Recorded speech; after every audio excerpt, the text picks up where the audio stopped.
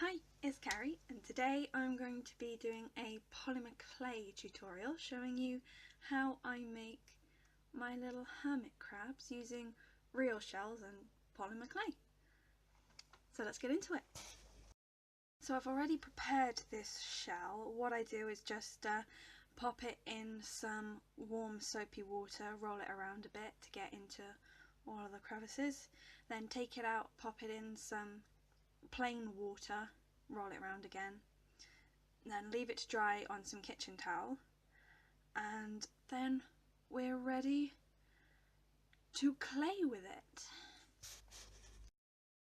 So the clay I have here is actually from Wish, which I can hear Nerdy Crafter in my ear saying it's no good, it won't work. I did watch her review on the Wish clay, and my experience with it is actually nothing like hers. So this is, yes, I get colour on my fingers, but other than that, it's pretty much fine. So I just need brown and black. To start with, taking a decent chunk of the brown. Can always come back for more if necessary. Making sure it's nice and soft.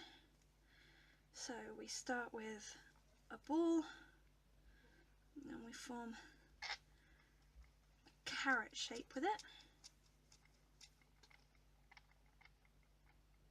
Making sure, you should always make sure that the end of the carrot is fairly smooth, because that's where the crab's face is going to be. So don't think I need all of this tail. What I do is I either have a carrot shape or a snail shape, this one being a snail shape. Just slide the back of it into the shell so that it won't come out once it's baked. There's actually a bit too much there.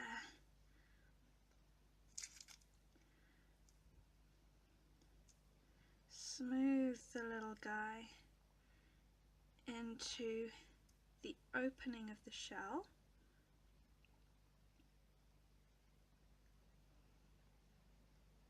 Making sure to squish him in so that he won't come out after baking. Smoothing down the front, just carefully there. Okay, so simple as that, basic body for your crab. So the next thing is, if you want to add any legs, I just take a small amount of clay, roll it out to a little sausage.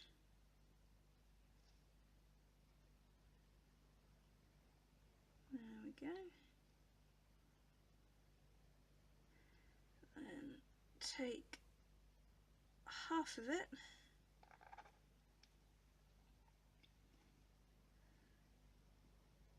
legs a little bit long there. You can always adjust things if you think they're not quite right. And attach the leg to the front here, smooth it in, smooth it in. Just notice there are a couple of ripply marks up here, just smooth those out too. I do sometimes use some silicone tools which are actually for nail art to do this. I have temporarily misplaced them. Anyone who knows me, that shouldn't be a surprise. Okay, and then the other little leg over here. Again, I think that's a bit too much there. Let's take the tip of that bit off.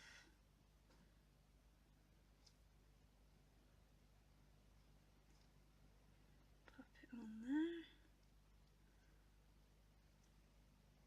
And smooth them in again.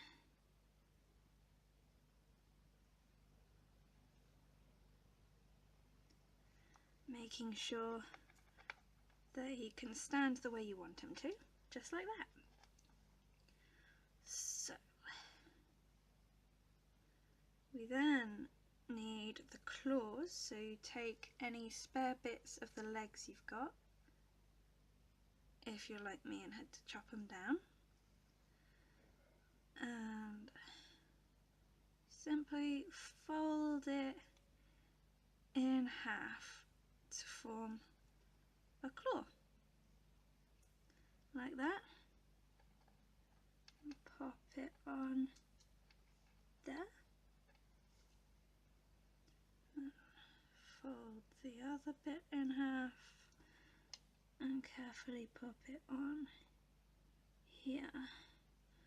Now I've never used Sculpey liquid clay or anything like that. This normally works for me, but if you're one of the people that swears by it, go ahead and use that as you wish. Okay, so that's the basic body of our crab done now. There we are. There's the little guy. So all that's left now are the eyes, and what I used to do with the eyes is like this, with the little white dots and on the top of the black. I don't really like that anymore. So what I do now is like this smiley guy, just with black eyes and a little black mouth. So that's what I'm going to show you here, because that's what I think looks best. So just take a tiny amount of the black, which will get everywhere on your fingers.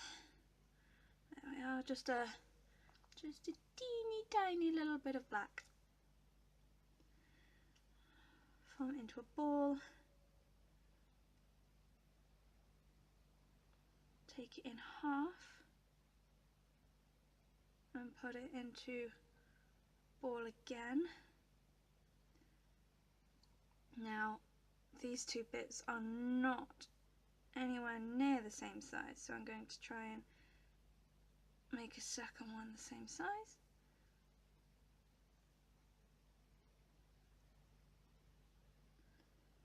There we are. I've got two little eyes here. Two little eyes. And I'm going to very carefully pop them where I want them. One, two.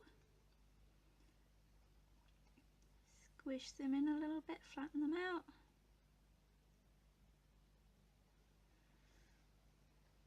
And now take the remainder of the teeny tiny bit of black I had, put it into a very thin snake,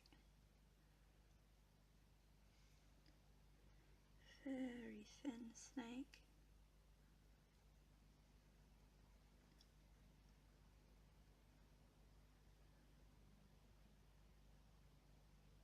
Just like that.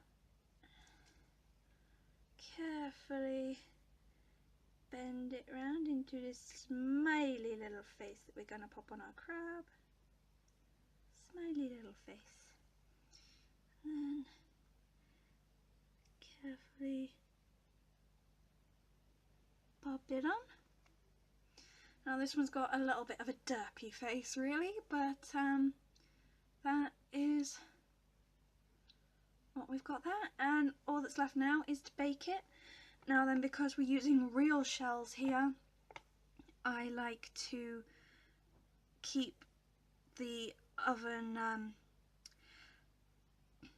I like to put the oven on with the shell in there so that it warms up at the same time, so it won't suddenly crack, and I leave it in there to cool down as well. So I'm going to make another couple of these, and then I'll show you them when they come out the oven.